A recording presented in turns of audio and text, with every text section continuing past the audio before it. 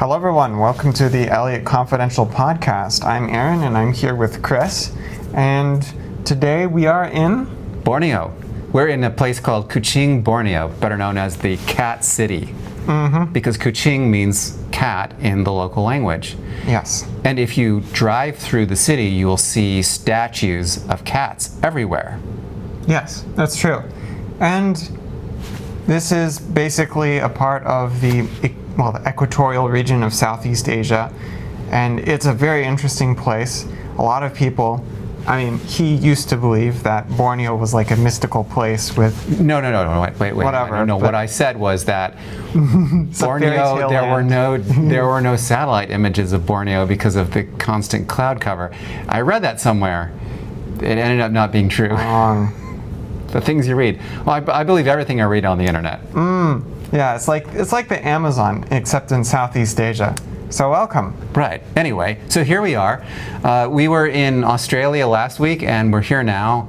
So we've traveled a long way to get here, but it's definitely been worth it. I'm fascinated by this place. Borneo. Before we get to that, we should talk about this week's question, because it's been a really interesting week in the travel industry.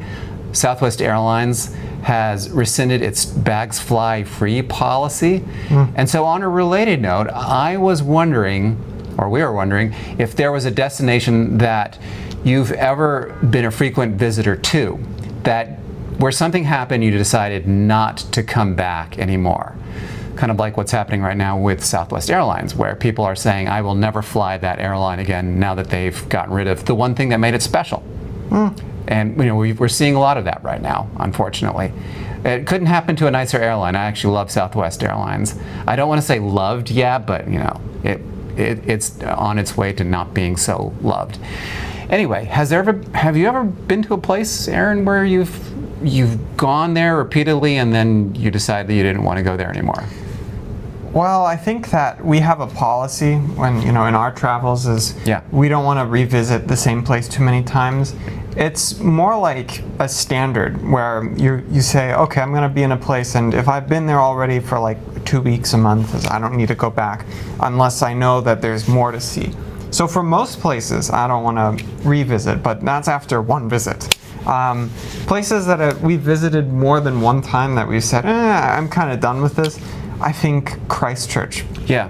Because it's too small and we spent way too much time there. So it's like, I don't really want to spend any more time than I already have. I think next time we'll go to Queenstown. Yeah. I'm told that's actually a really cool place, and they've got good skiing there too. So I can go get into another accident. Anyway, Borneo. Let's talk about Borneo. Where is Borneo? Borneo is on the equator. It's in Southeast Asia. It's it's actually shared by Malaysia, Brunei, and Indonesia. Right. So those are the three countries that represent the nationalities of Borneo, the island. Right. Yeah. And there is a popular time, it turns out, to visit Borneo. Everyone likes to come here in June, July, and August. In June, there is the rice festival, the rice harvest festival. Very popular time to be here, but it also gets a little bit hot. When is monsoon season again? I think monsoon season happens in winter months. Yeah, it's like November, December. That's when things get very, very rainy.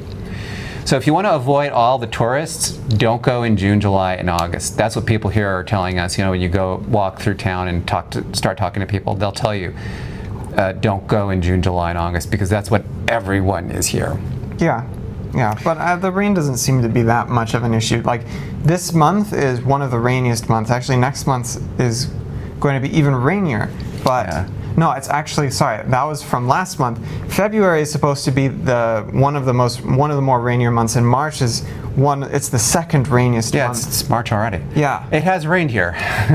Well, it rained it's yesterday, very rainy, pretty intense. But you could just wear a poncho or whatever you call these things. Yeah. Don't forget your raincoat if you go to Borneo. Yeah.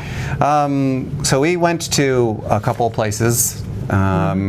Kemengo Nature Reserve was our first stop, where we went to Semengo. Oh, Semengo, sorry. Semengo, like I was saying, Semengo National Park, Nature Reserve, I should say, which is where they have all the orangutans. Yeah. And we have a picture of and some footage too. So let's show you the picture of the orangutans. This is where they feed the orangutans, and all the visitors come and check them out. And unlike a zoo, the people are kind of in the enclosure, or they're fenced in, and the animals are all around them. Kind of a cool place. What did you think? Yeah, it's interesting. The whole history behind the place is that there used to not be orangutans there, and then they found stranded or injured orangutans. They wanted to rehabilitate them in the 80s, if I'm not mistaken, and so they brought them over to Semengo, and it was a good place for orangutans. They fed them, and they wanted them to be able to live in the wild on their own. It's kind of like rehab for orangutans. Rehabilitating them. Yeah. But in the process, they also created a really cool tourist attraction, because now these orangutans on a regular basis come to this station twice a day for food. For food, yeah. But they don't always come. So you're lucky when you see them. And then there are actually more of them in the afternoon than in the morning. We went in the morning, and we saw 2 of them. But sometimes, I think they have 17 in there. They have 20. More than 17. So less than 30, more than 20. The most. Lots of orangutans, and they're roaming free. Yeah. Yeah. So. If you like seeing orangutans, or if you've never seen one in the wild, this is a pretty cool place to go. Yeah. Our next stop was Sarawak Cultural Village. And by the way, if you are from Malaysia and you hear me saying these names, I am mangling them, I'm sorry. But that does bring up a really interesting thing. There's something here called Minglish, which is Malaysian English, and it's hilarious. Because they mix all these languages. It's like Singlish, right? Yeah. They mix all these languages into English, and so you understand every other word. It's kind of cool. And our linguist here has been having a field day. Well, that's interesting. Interesting to listen to. Yeah. Yeah. So cultural village. Yeah. So let's talk about cultural villages. We have we have a photo here of the dances that they did.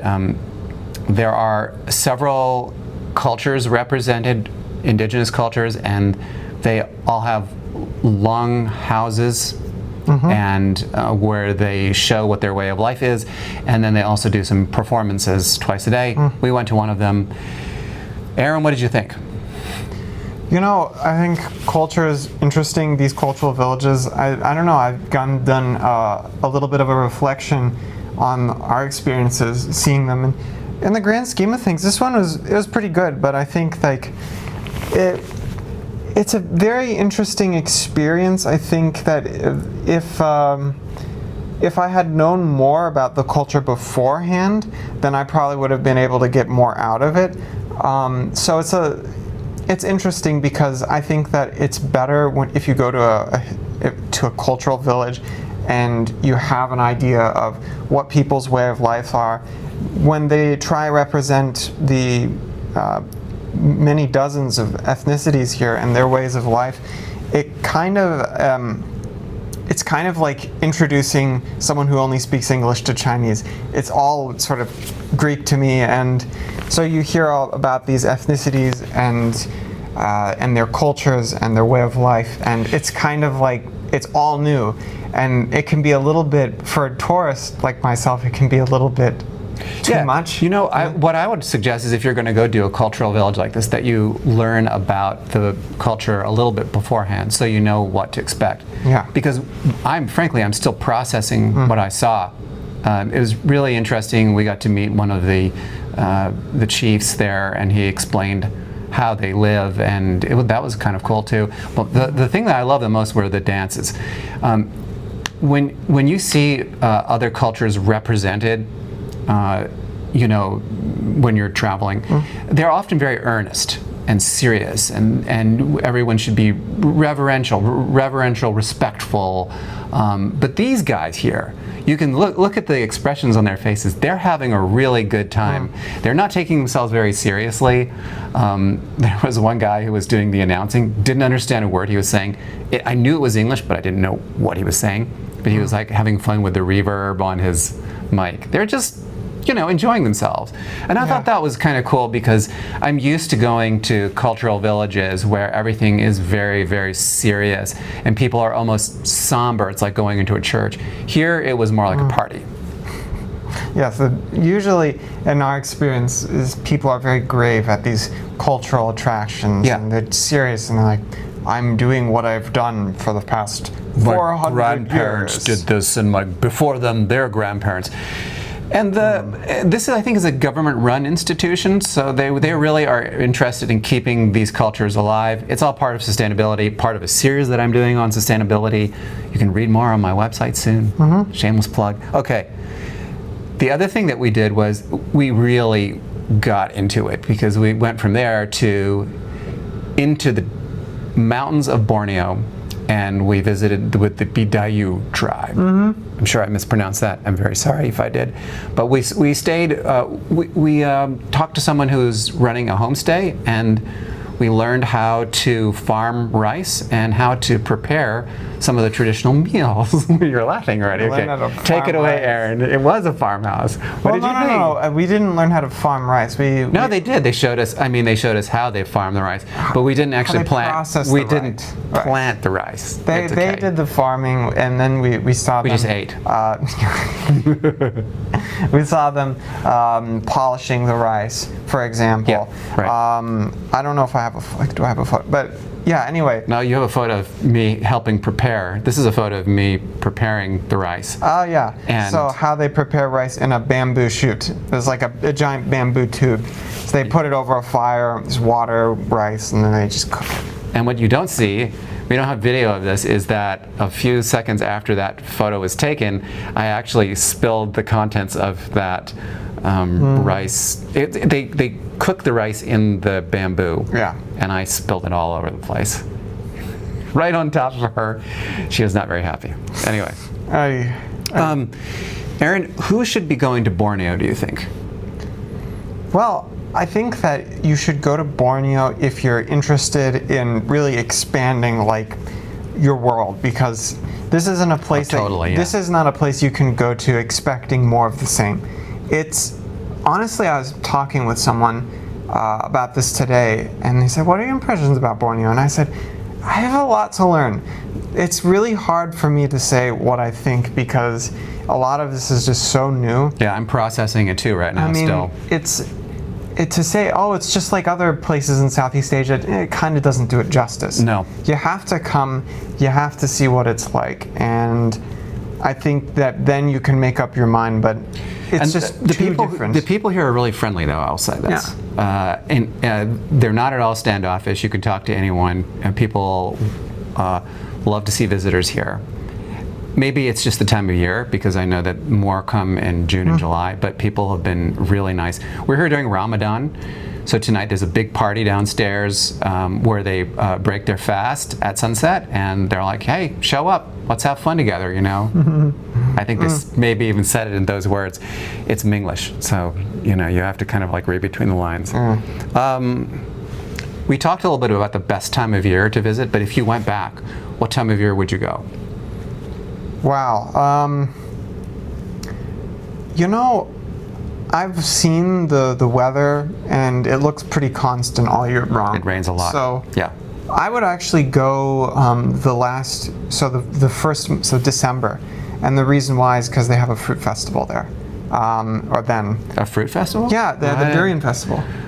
Okay, we should talk about durian for a second. It's a little controversial.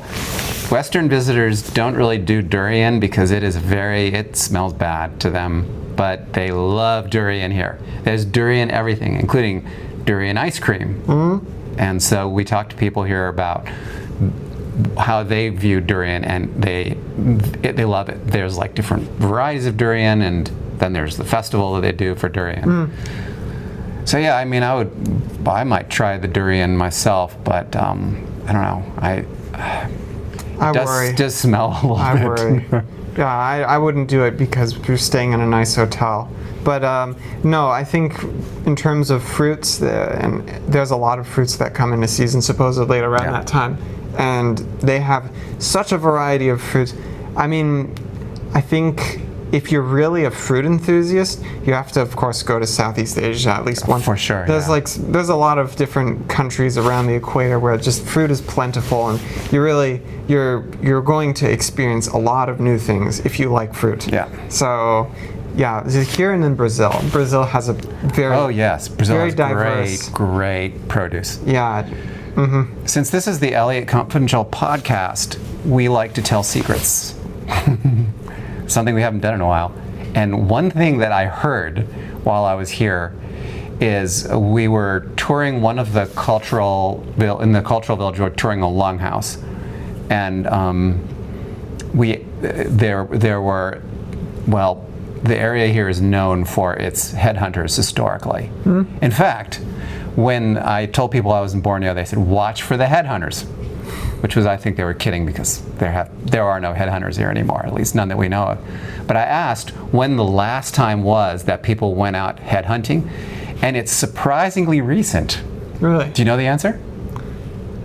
Oh yeah, it was with the Japanese, 1943. 1941 to 1943, there was a Japanese occupation, and they tried to enter the land of some of the tribes here, and they were unsuccessful. The tribes actually attacked them and took their heads and as trophies. Thousands, actually, according to our guide. So that's kind of interesting. Maybe a note to anyone else who is thinking of invading Borneo, not a very good idea. In our last podcast, we asked the question, have you experienced any anti-American sentiment in your travels? And you had a lot to say. Yes, you did. Yes. BR says, when I was younger, I experienced anti-American sentiments on occasion, usually in larger cities. There's something comforting about now being a little old white lady who is easily overlooked and seen as non-threatening. When I lived in Canada, I picked up a small Canadian flag pin, and I've been wearing that when I travel internationally. No other words are necessary.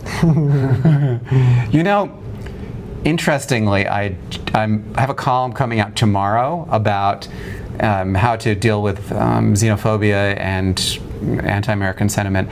And I had a paragraph from a guy who said that he pretended to be Canadian, and one of my editors said, I don't think we should include that right now. So it got taken out of one of my newspapers. Yeah.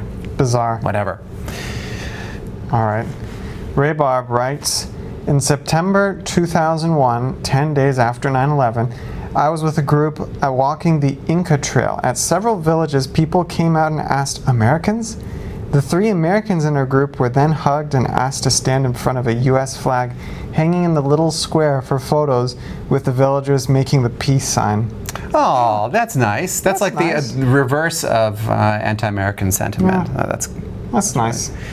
Sam says, I have not encountered any anti-American sentiment, but a lot of sad, questioning, astonished, pitying sentiment for what's going on in the States. We always try to remember that we might be some of the few Americans that people might meet and act accordingly, so they think that Yanks are nice and respectful people. I like that. I think that's always a good policy. Yeah.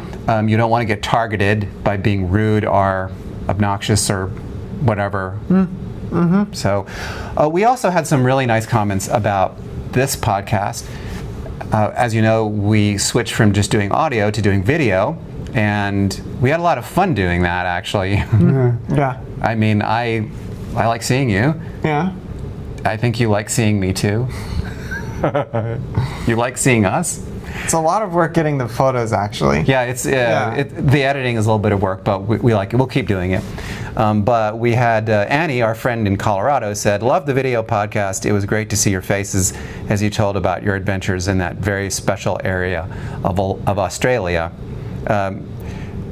Christopher, she says, you get the Photo of the Year award for the wallaby posing by the sign. Priceless. Priceless. Mm-hmm. Thank you. I love getting comments like that.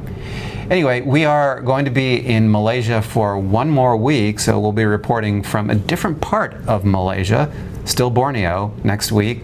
So we are looking forward to talking to you then. Yes.